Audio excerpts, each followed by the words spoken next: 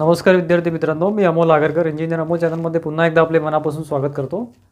MPSC गट ब म्हणजे जे काही कंबाईंड लेवलला संयुक्त परीक्षा होतात, संयुक्त पूर्व परीक्षा होतात, त्यामध्ये गट ब साठी अतिशय जी आपण ज्याची आतुरतेने वाट बघत असतो, जे विद्यार्थी MPSCसाठी डेडिकेटेडली अभ्यास करतात, डेडिकेटेडली तयारी करतात, त्यांच्यासाठी अतिशय चांगली न्यूज आलेली आहे.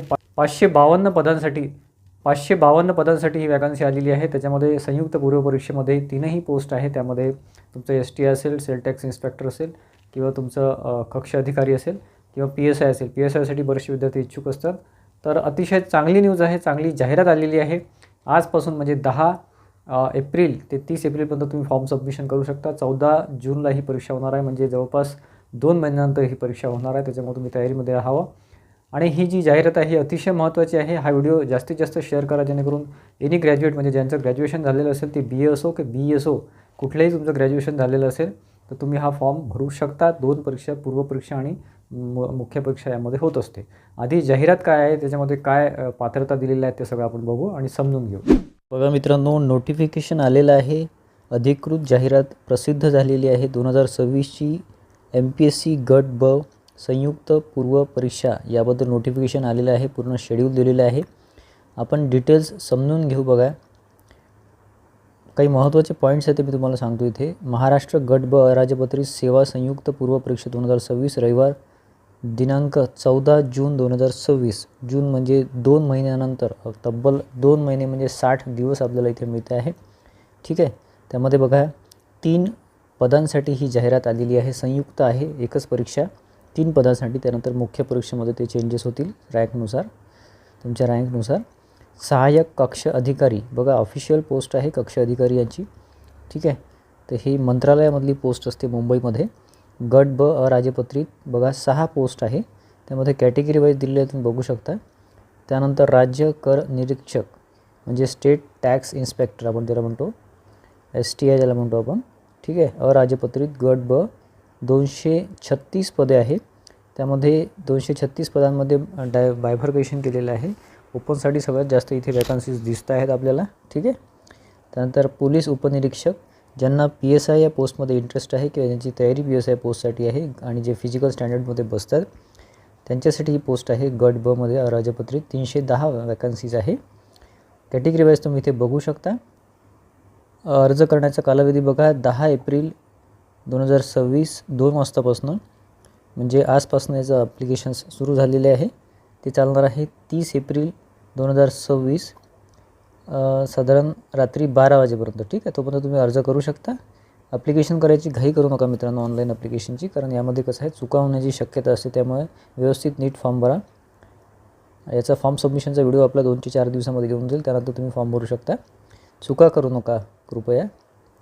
बघा, ऑनलाईन विहित परीक्षेत परीक्षा शुल्क भरण्याची तिथी बघा किंवा तारीख बघा. 30 एप्रिलपर्यंत तुम्हाला फॉर्म भरायचा आहे आणि याची फीससुद्धा भरायची आहे.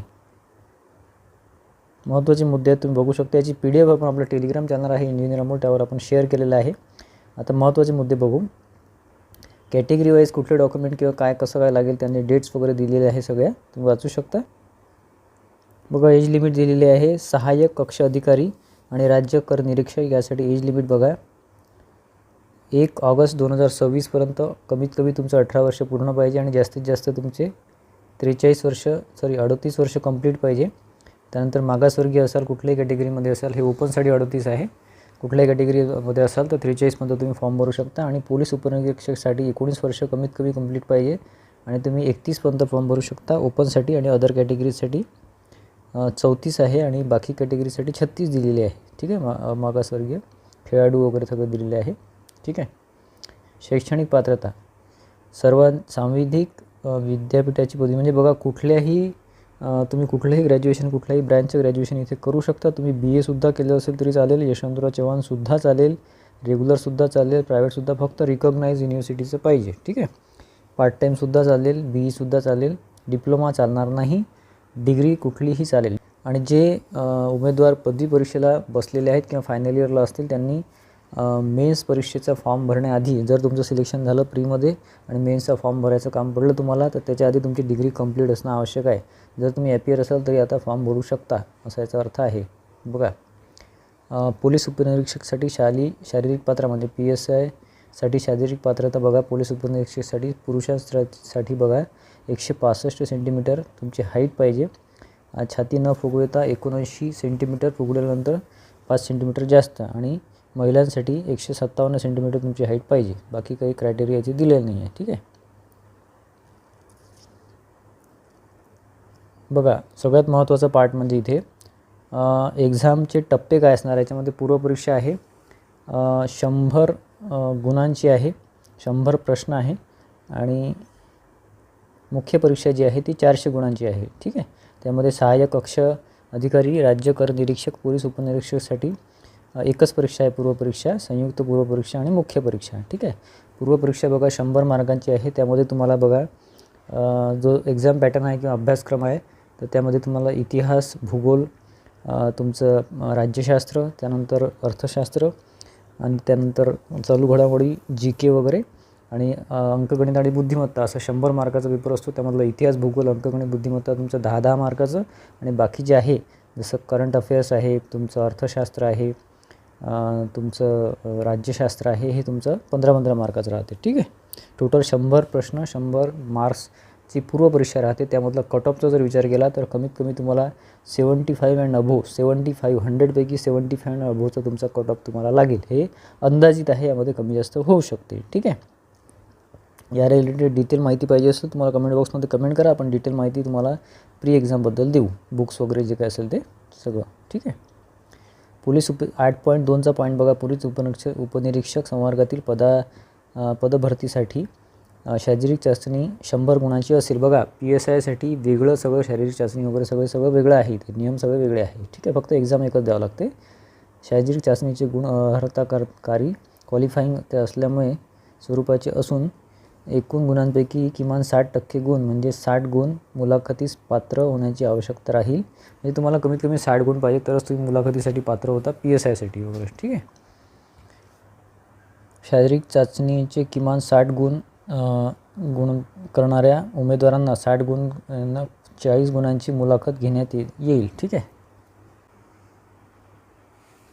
बघा, फॉर्म भरताना तुम्हाला ही कागदपत्रे अपलोड करायची आहे. ती तुम्ही लक्षात घ्या, समजून घ्या. त्याची साईजसुद्धा दिलेली आहे, त्यानुसार तुम्हाला फॉर्म भरायचा आहे. बघा, प्रमाणपत्र सामाजिकदृष्ट्या मागासवर्गीय असल्याबाबतचा पुरावा म्हणजे तुम्ही ज्या कॅटेगरीमध्ये आहे, तुम्ही SC आहे, ST आहे, OBC आहे, कुठल्या कॅटेगरीमध्ये आहे त्याचं डॉक्युमेंट ते तुम्हाला सबमिट करायचं आहे. त्याची साईजसुद्धा दिलेली आहे, त्या साईजमध्ये तुम्हाला फॉर्म भरताना द्यायचा आहे. ओपन असेल तर कुठल्याही डॉक्युमेंटची गरज नाही कास्टबद्दल. ठीक आहे. EWS आर्थिकदृष्ट्या दुर्बल घटकातील असाल तर त्याचा पुरावा म्हणजे बघा 2025-26चा लागेल अथवा 26-27चा लागेल, कुठलाही चालेल, पण तू करंट पाहिजे. 2025च्या आधीचं चालणार नाही. वैध नॉन क्रिमिनल तुम्हाला लागेल 25-26चं किंवा 26-27चं. नॉन क्रिमिनल सर्टिफिकेट OBC वर कंपल्सरी असते. ठीक आहे. ते लागेल आणि करंटचं लागेल. त्यानंतर दिव्यांग व्यक्ती असल्याचा पुरावा, माजी सैनिक जर फॉर्म भरत असाल तर माजी सैनिकचा पुरावा. त्यानंतर तुमचं खेळाडू असाल तुम्ही, ठीक आहे, तर त्याबद्दलचा पुरावा. स्टेट आणि नॅशनल लेवलचं जे काही असेल ते. अनाथ असेल तर त्याचा पुरावा. राखीव महिला, खेळाडू, दिव्यांग यांचा दावा करत असला तर दिवस प्रमाणपत्र म्हणजे तुम्हाला डोमेसाईल सर्टिफिकेटसुद्धा इथे सांगितलेलं आहे. ठीक आहे. शिक्षाचं शुल्क बघा, अमागासवर्गीय म्हणजे ओपनसाठी 394 आहे, बाकी कॅटेगरीसाठी 294 आहे. ठीक आहे. मला सगळं ऑनलाईन पद्धतीने फॉर्म भरायचा आहे आणि ऑनलाईन पद्धतीने ऑब्जेक्टिव्ह टाईप तुमची टेस्ट होणार आहे. तुम्हाला सेंटर दिले जातील. एक्झामच्या काही दिवस आधी तुम्हाला कॉल लेटर येईल, त्यानं तुम्हाला सेंटर दिलेलं आहे, त्यानुसार तुम्हाला तिथे हजर व्हायचं आहे. बघा, 9 एप्रिलची नोटिफिकेशन आहे आणि तुम्हाला आजपासून 2 वाजतापासून फॉर्म तुमचं सुरू झालेले आहे. तर मित्रांनो, 552 पदासाठी ही वॅकन्सी आलेली आहे. अतिशय चांगली संधी आहे.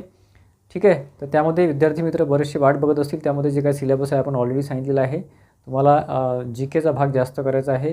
त्यानंतर इतिहास, भूगोल, राज्यशास्त्र, अर्थशास्त्र, अंकगणित आणि बुद्धिमत्ता याच्यामध्ये 100 मार्काची तुमची टेस्ट होती. त्यामध्ये पूर्व जे काही तुम्हाला मी कट ऑफ आधी सांगितलेलं आहे त्यानुसार तुम्हाला अभ्यास करायचा आहे आणि 2 महिन्यामध्ये हा अभ्यासक्रम पूर्ण करायचा आहे. त्यासाठी तयारीमध्ये राहा.